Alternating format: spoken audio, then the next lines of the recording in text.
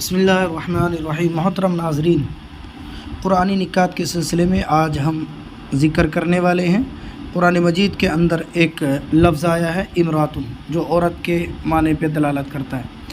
تو قرآن مجید میں یہ کہیں پر آیا ہے اس لمبی تا کے ساتھ، کہیں آیا ہے یہ گول تا کے ساتھ میں۔ تو اس کی حکمت کیا ہے، وجہ کیا ہے اس کے اندر؟ تو فرمایا الفرق بین امرات و امرأہ فی القرآن الکریم۔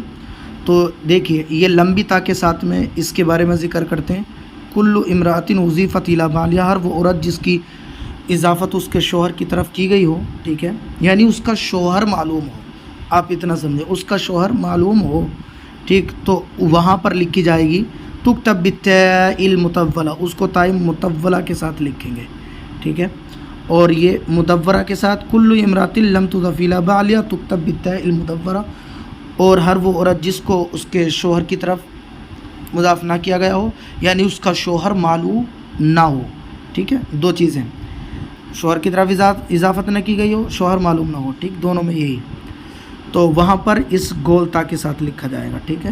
پہلی کی مثال قال تعالی، اللہ کا فرمان ہے، اذ قالت امرأۃ عمران، تو یہاں پر جو امرات ہیں نا، یہ تو ان کے جو شوہر عمران ہیں یہ معروف ہے، البعل، بعل مطلب شوہر، معروف مطلب معروف، ٹھیک ہے، معروف ہے۔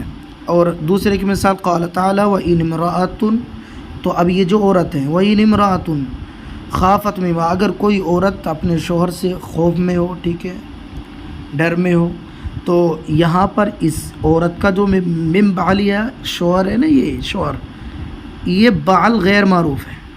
تو سمجھ میں آیا، پتہ چلا کہ جہاں پر جس عورت کا شوہر معروف ہے تو وہاں پر تاء مطولہ کے ساتھ، جس کا معروف نہیں ہے وہاں پر مدورہ کے ساتھ میں۔ اس طرح کے عربک نکات کے لیے چینل سے جڑ جائیے گا، ٹھیک ہے۔ فقط والسلام، الی اللقاء۔